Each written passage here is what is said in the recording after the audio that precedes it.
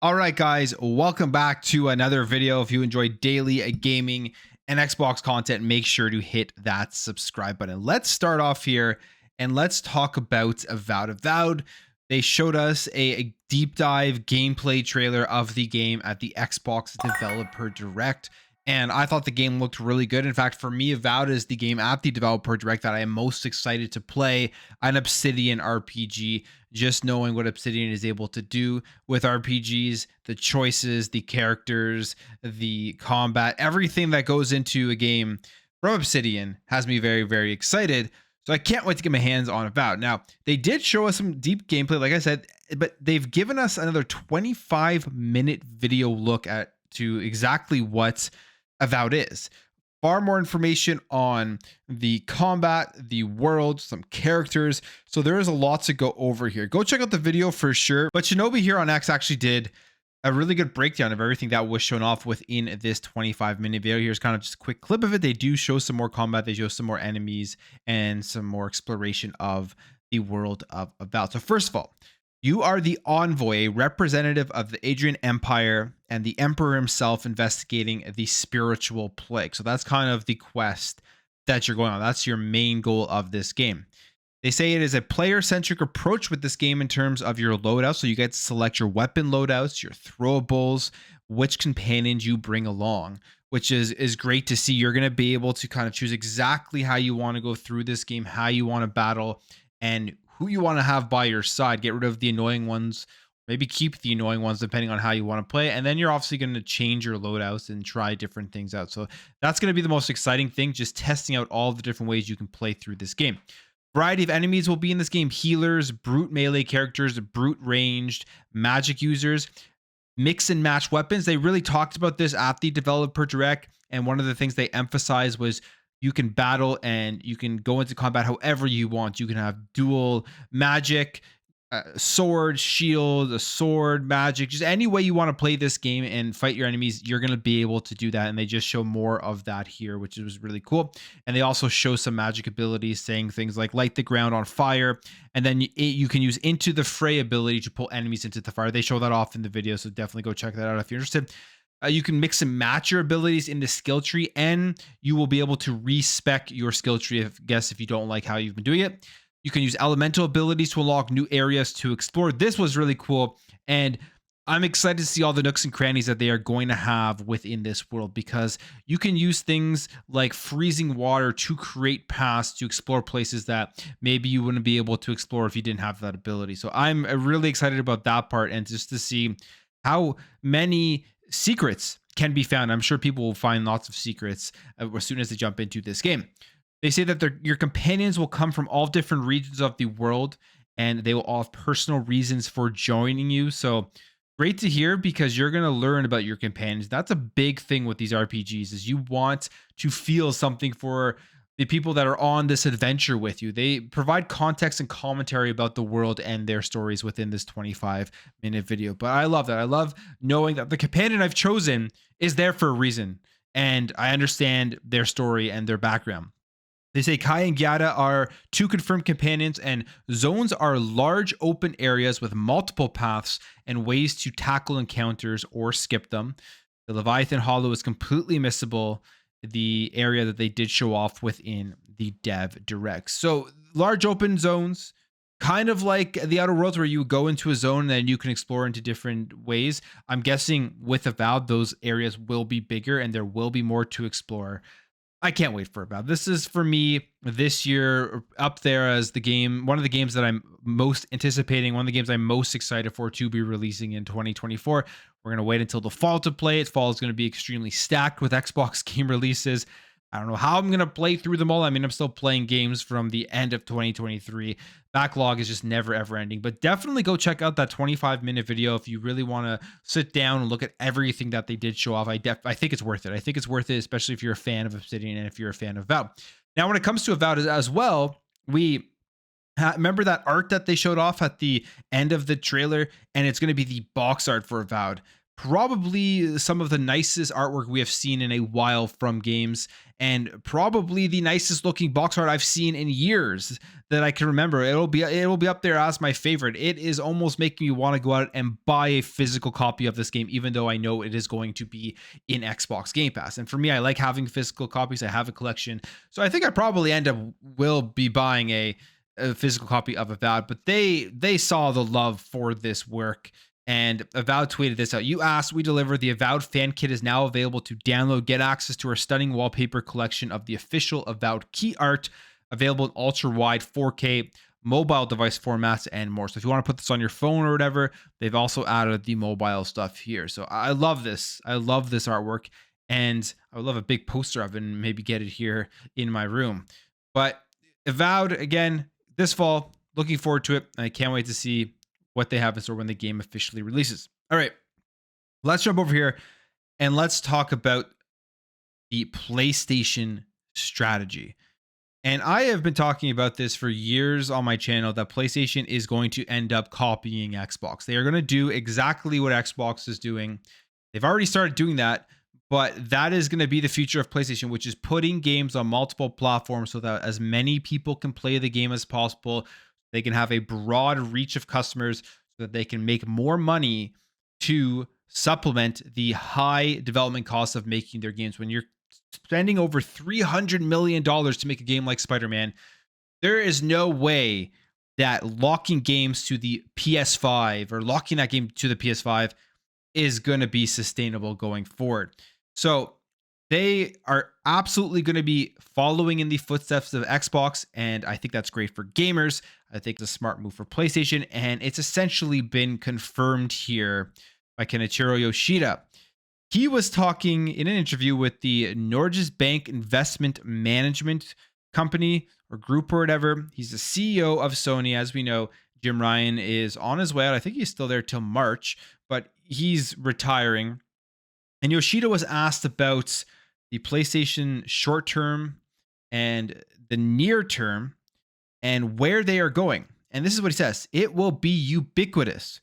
Wherever there is computing, users will be able to play their favorite games seamlessly. Why PlayStation will remain our core product is we will expand our gaming experiences to PC, mobile, and the cloud. So they are just essentially copying exactly what Xbox has been doing, putting their games on PC, on mobile, on the cloud, letting people to play anywhere that they want, as long as they have probably the PlayStation subscription app, whatever they're going to call it, the PS app.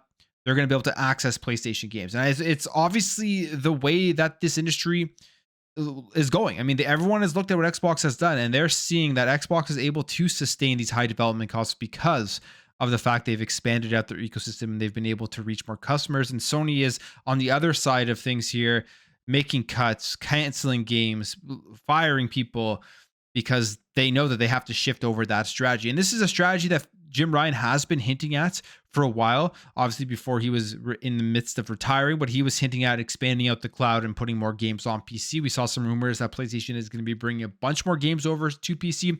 But I mean, you could read what Kenichiro Yoshida says here, and you could interpret it as him saying they're going third party, which is what people always do whenever Xbox talks about their strategy, because he says wherever there is computing. Now, I don't think in any shape or form that PlayStation is truly going full third party in any way. I mean, we have to now, as the gaming industry, redefine what third party really means, because people look at an Xbox game showing up on something that isn't an Xbox and they call it third party. Well, you could say the exact same thing about PlayStation, as there are PlayStation games that are showing up on something that isn't a PlayStation. So what exactly is third party for these major companies, for I guess the big three, Nintendo, PlayStation, and Xbox, right? It's a different thing now because these games are not coming out only on the consoles, and it's the way of the future. I personally believe it is a good thing for gamers because more people get to play these games. We're seeing things like Xbox Game Pass expand out where you're paying a monthly fee and you're getting an insane amount of content. So overall, this strategy is benefiting us. Now, the question here is, what does this mean for their first party games? He doesn't really comment on that at all. Doesn't let us know if first party PlayStation games will be ending up in their subscription service, and will they be able to be played everywhere? I think that they will. I do believe PlayStation is going to put their first party games into their subscription service once they've kind of done their entire pivot and they're ready to expand that ecosystem out. But he does talk, says some other stuff here, talking about the cloud and non-traditional gaming. And he says it's something that, while he sees value in it, doesn't believe it's catch-all solution for gamers, saying people usually play one game at a time. So all you can eat type of many games may not be so valuable compared with video streaming services. So we'll have a kind of balanced or hybrid service on PlayStation Network, a subscription as well as a pay-per-content, which is exactly what Xbox has as well. You can subscribe to Game Pass, and if you don't want to subscribe to it, you can just go out and buy the games yourself because they're all there. And then he is asked about Microsoft's acquisition of Activision Blizzard and how this will impact the direction of PlayStation. And he says, healthy competition is necessary for the game industry to grow. And at Sony, we believe it is important to provide gamers with different options to play. So we'll continue our efforts to achieve this. I kind of was cracking up there as I was reading that, because they didn't want this healthy competition. Well, the FTC and Xbox were going at. They were trying to do everything in their power to block it. Now, obviously, their tune has changed because the deal has closed, and Activision Blizzard is Xbox, and that is really going to help Xbox grow exponentially in terms of the money they make from their games in mobile and making money on the PlayStation platform by keeping games like Call of Duty there. So PlayStation is following in the footsteps of Xbox. This is proof here, in my opinion, that Xbox made the right decision, and the industry is going to follow in their footsteps. They made the right decision when they decided to make that pivot to the ecosystem, to the subscription. They were much more forward thinking into how crazy these development costs were going to raise and go up higher. And there had to be a way to supplement it more than just locking games to a console. And I mean, the proof is everywhere. We're seeing layoffs after layoffs after layoffs. In fact, we will just go talk about the layoffs right now, as some more major layoffs have occurred. And this is a big one. This is a biggie here. This is from Riot Games. Riot Games, we know, is owned by Tencent. They have games like Valorant. I mean, they have some massive, massive games. And they are laying off 530 employees, 11% of the company, which big to start here in 2024. And this continues on from 2023. 2024 may be even far worse than 2023 when it comes to the actual layoffs at these studios. You do have Tom Warren here commenting, saying, we're not even a month into 2024, and more than 3,000 people in the video game industry have lost their jobs. This comes after more than 6,500 were impacted by layoffs in the video game industry in 2023. So it's not stopping. I mean, when you see this happening with Riot Games, you know that the entire industry here is scrambling, and they're having to cut costs and try to increase their profits. So something is happening. It is going to be probably a pretty bad year for people in the industry who are working on these games. There's going to be more layoffs. In fact, there is even another thing going on here with the Embracer Group, which they are potentially closing down Piranha Bytes games. And Piranha Bytes games don't for the Gothic series or Elix. I've never really played any of their games, but they make RPGs that people love.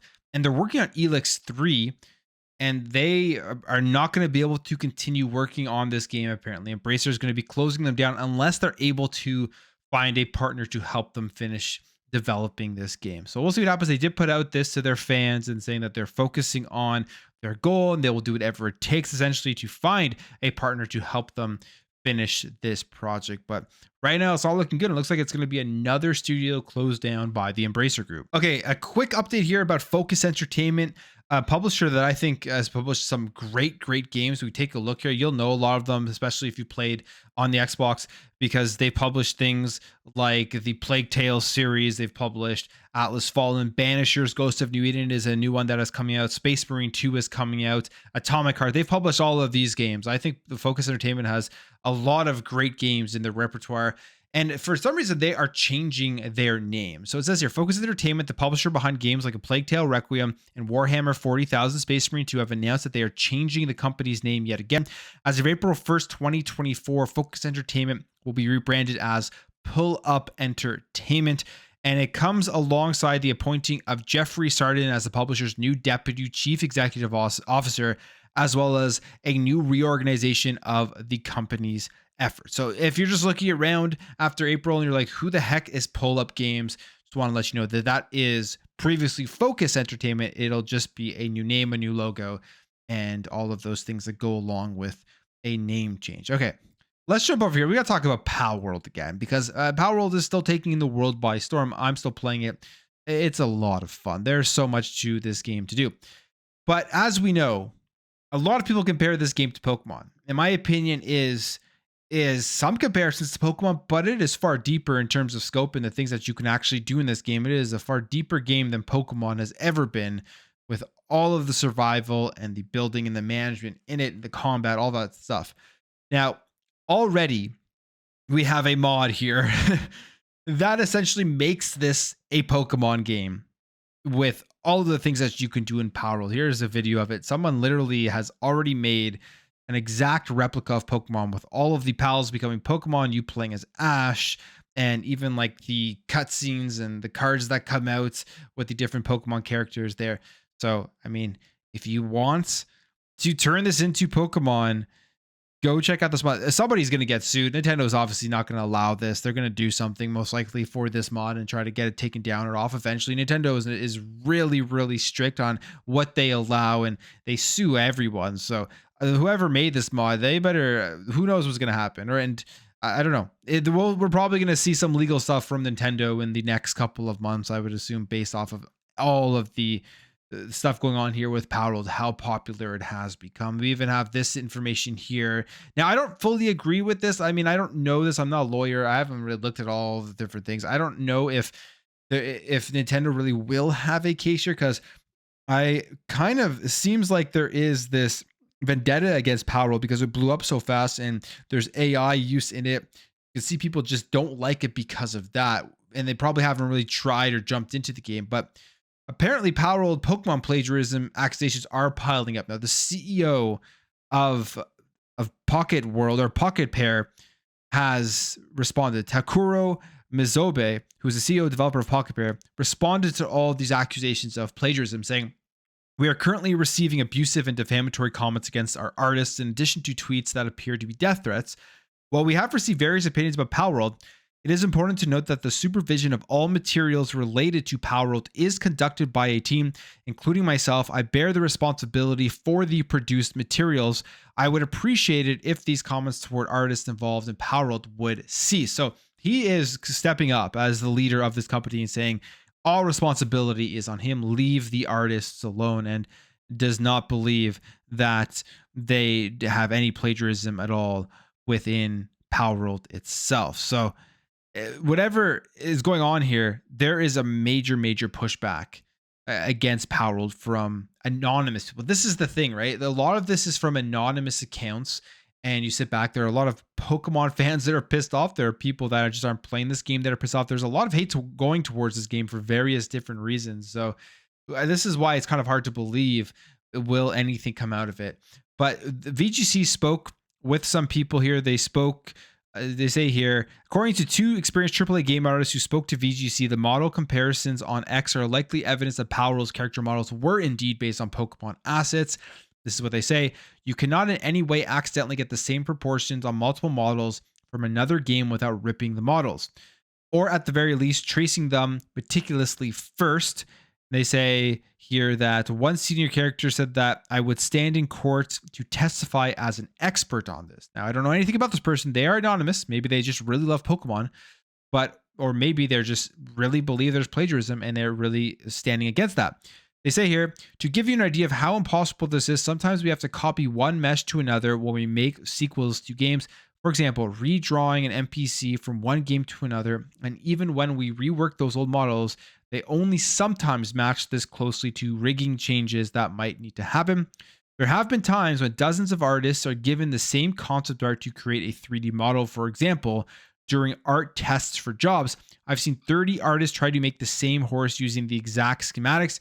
None were as close to each other as these Palworld models are to Pokemon models. None. The silhouettes and proportions here are near perfect matches." They also say here that the wireframe meshes look different, so they're not the same models, but it's so close that they may have built over the top of the Pokemon models and made a few changes They weren't exactly the same. So they're saying there's a case here for plagiarism from Palworld to Pokemon. And I can almost bet, if this is true, if these anonymous people that are coming out and claiming this, if this is true, Nintendo already knows this. Nintendo is talking to lawyers and they're going to sue Pocket Pair. Like, they are going to sue them if this is true. That's, at least that's what I believe, just based off of the previous actions that they've done when they've sued so many people for much smaller things. This is way bigger because of how big of a game it is and how many copies they've sold and how everyone is talking about it and how it's essentially trashing Pokemon. Like, people are trashing Pokemon because of this game. So if this is true, and I'm sure Nintendo and Game Freak and the Pokemon Company, whoever is working on this behind the scenes, they already know this. You don't need these anonymous people pointing this out. They absolutely already know, and I'm sure they're lawyering up and building a case against Pocket Pair. That would be my assumption. So we will see what happens here. Like, it's hard to tell. It's hard to tell how valid this is because these are people coming out on social media and taking screenshots and doing comparisons, and they are anonymous. And there has been a lot of hatred towards this game because of how successful it has been and how people who are just Pokemon fanatics probably hate this game as well. We'll see what happens here in the future. But when it does come to Palworld, with just a measure of how insanely successful this is, it only costed them $6.75 million to make this game. They sold 4 million copies in 40 hours, had over 1.5 or 1.4 million concurrent players on Steam. So they have made back their money in way more than what they actually cost to develop this game. It's really that big, and it is even now being used to sell and market the Xbox Series S in Japan. This comes here from Peter Ovo saying, efforts for Palworld in Korea now have the phrase buy an Xbox Series S starter bundle and enjoy Palworld. And this comes after the Twitter account Xbox News for Koreans encouraged Xbox to do this. Nobody knows if this was done in response to this request, but it was done nonetheless. So in Korea, they are advertising the Xbox and telling people to go out and buy it because they can play Palworld, which just points to the huge win of Xbox getting this game into Xbox Game Pass, and it is the only console right now that you can actually play it. So you're playing it on PC or you're playing it on Xbox, and that's it. Huge win for Xbox. Don't know if they had the forethought to think that this game was going to be as big as it was, but their deal absolutely paid off. I'm sure they got an insane deal for this game. I would love to know how much Xbox paid to get this into Xbox Game Pass. I don't think it was very much. It cost them $6.75 million to develop this game. I don't think it was Xbox paid them very much, and it is paying off dividends for them. So just some huge news in regards to this game. It's going to be one that is extremely interesting to continue to follow, see how the game develops, see if it continues to be popular for a long time, and see if Nintendo does end up suing them, because that could just destroy everything, can destroy all the fun people are having. But I will end the video there, guys. If you did enjoy this video, hit that thumbs up. If you are new here, hit that subscribe, and I'll catch you guys in the next video.